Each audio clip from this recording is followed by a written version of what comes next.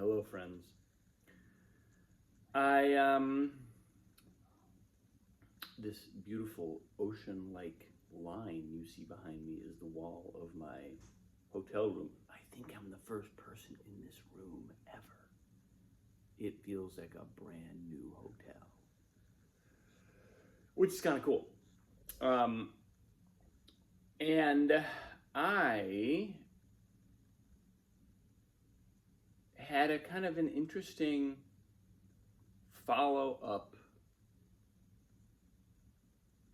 series of thoughts, I guess, to what I posted. It wasn't a direct outgrowth of what I posted yesterday, but it kind of, I think it was my consciousness taking the next step down a particular path, because I spoke yesterday about, to summarize it in a phrase, an absence of fear. It was like fear leaving a process. I was talking about how I was able to engage in the process of generating this presentation that I'm doing tomorrow without, again, very last minute, as has possibly been a pattern in my life. Let's not talk too much about that. But as opposed to other periods of my life where I've been sort of preparing something big and gearing up for something that felt significant, this time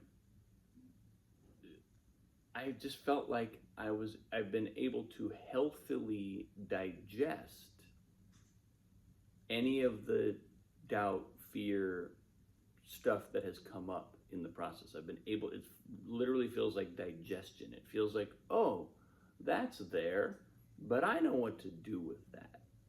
Okay, I'm gonna digest that and turn it into something useful. So that was what that's a very quick summary of what I was kind of articulating yesterday. And then I went to bed. And I noticed myself having, sometimes I get this thing where I will have a fantasy about something happening to my daughter, or I'll have a scary fantasy about, it's like just a vision, just a little flash of, I don't know if it's interesting. I saw Brene Brown talk about this. She said that all parents have this. They have this flash. They have these visions of horrible things happening to their children. And when she mentioned that as a universal phenomenon, I breathed a little easier. I was like, okay, it's not just my crazy mind doing this. It's actually like kind of a thing. But they're not pleasant, and they're kind of scary. And what I caught myself recognizing was, in some ways, if you ask me, are you afraid of death? Are you afraid of having a certain experience? Are you afraid of failure? Are you afraid of some of the big kind of marquee fears that I've had over the course of my life? I would kind of say, well, no. I think I've grown up. I think I've grown out of those fears. But if I think about my daughter, if I think about my child, suddenly I'm much more vulnerable to fear. And what this makes me realize is that I want to be really careful and kind of conscious about observing and really gaining some clarity about what has really happened in my consciousness. Have I truly transcended fear? Or have I simply moved it to a new location? In other words, it's almost like I've transferred my fear to my daughter, which, by the way, is different than having an appropriate level of fear about something that might actually harm her, right? Like that's like I'm alleviating my fear about her, or alleviating this transference of fear that I'm talking about would not mean that I would suddenly be totally sanguine if she ran out in traffic. Like, that's not the point. The point is not that I wouldn't have still an appropriate level of awareness and appropriate wariness in certain situations. It just means that this kind of deeper resident fear wouldn't be active in my engagement with her, because guess what's happening if it is? She's learning that fear is how life feels. Not consciously, but that's the signal I'm sending. That's the bandwidth that I'm broadcasting if I'm not aware of it, and if I can't find a way to, if I don't, basically it comes down to, if I don't do my own work, if I don't do my own work around my fear, then I will transfer it onto her, and I'll suddenly think that it's her. I'll suddenly think that she's the reason I'm feeling this fear. And as she gets older, I'll start to think, well, it's because she's got this going on in her life that I have fear about it, and that's appropriate. And it's like, well, I don't know. I think there's some pretty deep. This is where like, the idea of karma really becomes relevant. Like the idea of inherited karma that just it's like a package deal that you get with your parents and your family and your grandparents and your great grandparents, and you get these lineages of inherited wisdom and pathology. And so the only answer I know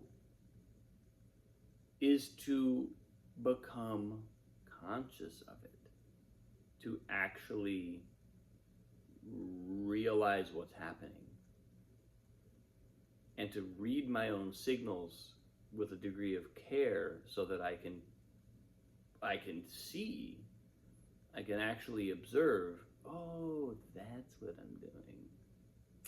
I want to be careful about doing that. I want to maybe not do, the thing is, noticing it doesn't mean I can immediately stop. But noticing it does mean that I can immediately identify it as something other than what it is appearing to be. I can immediately identify it as something that is coming from me. It's not about a danger to my daughter. And I think, the reason for, maybe it's kind of obvious why this shows up as relevant for me or important, but the thing that I think really got me about it, the thing that woke me up this morning about it, was that I had felt a couple of, it had happened a couple of times where, for whatever reason, and it was like my mind just sort of had the thought, I feel like I'm processing my fear. I feel like I'm letting go of my fears in this area. And then suddenly I find my fear going just like a rocket, like bam, like white hot. And I was like, well, that doesn't seem to be a fear about me. And yet, I kind of think maybe it is. I kind of think it's clearly originating from me. Nothing is happening around me to indicate there's any reason to be having this fear or having this fantasy, whatever it is. So I was able to make the link, like, oh, I might not, this might not be out of the woods yet on this. Like, I think I might want to examine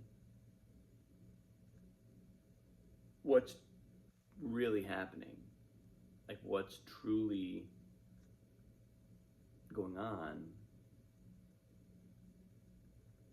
Because the fact is, on one level, this all kind of sounds, it sounds foreboding somehow.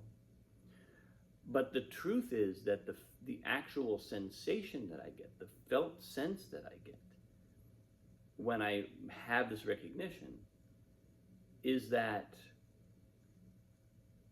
I'm empowered.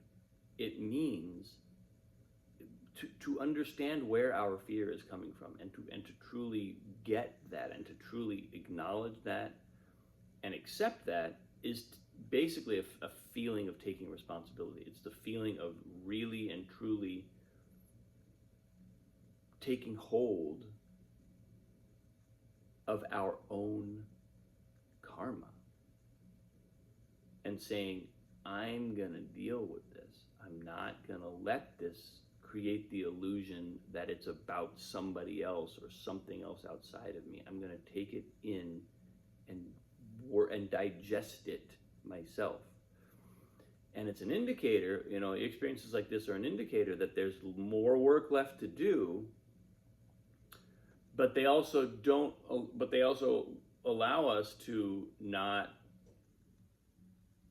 go unconscious for periods of time, because God knows that never helps. You always just come out of that unconsciousness back into reality, and you can't really, there's really no benefit to time spent in illusion. You really kind of want to just be in reality, just be in spiritual reality, And there's a way in which this all has implications about, I'm so invested in my family relationships right now. I've been very much the primary caregiver for my daughter for the last, 18 months or so, and so I'm spending a lot of time, and I'm resonating on that frequency a lot, and it's wonderful. It is a joy and a blessing and a gift, and it feels completely miraculous in some way that I get to spend my time this way. And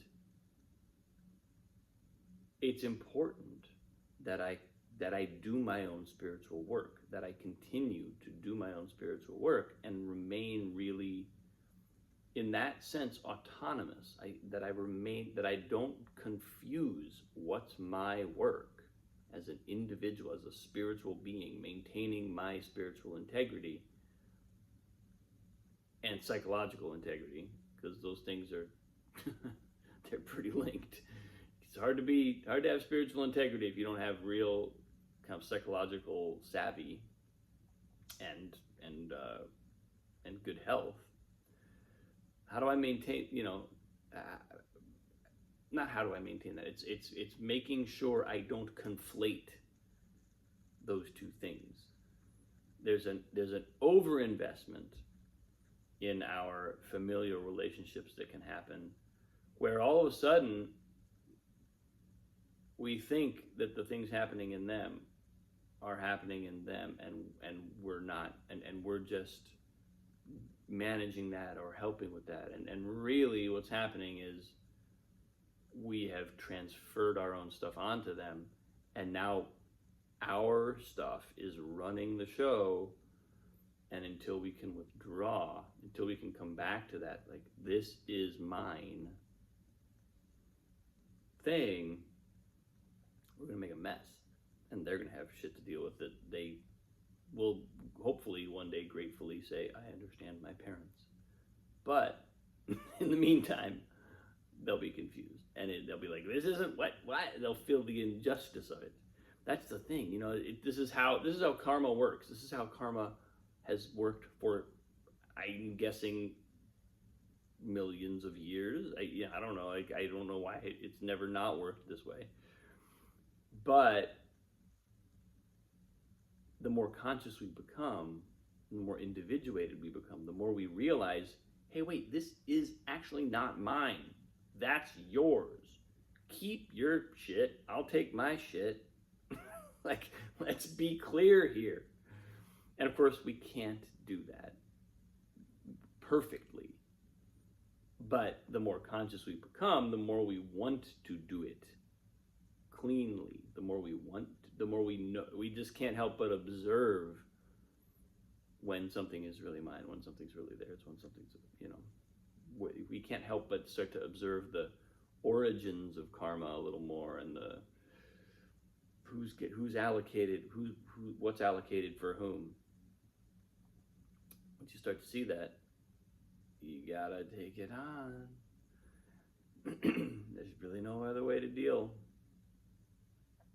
So anyway, so it showed up for me today. It feels big, and it feels like it's maybe just the beginning of some further insights that are coming. So thanks for watching. I appreciate you. Have a great day. I will see you soon.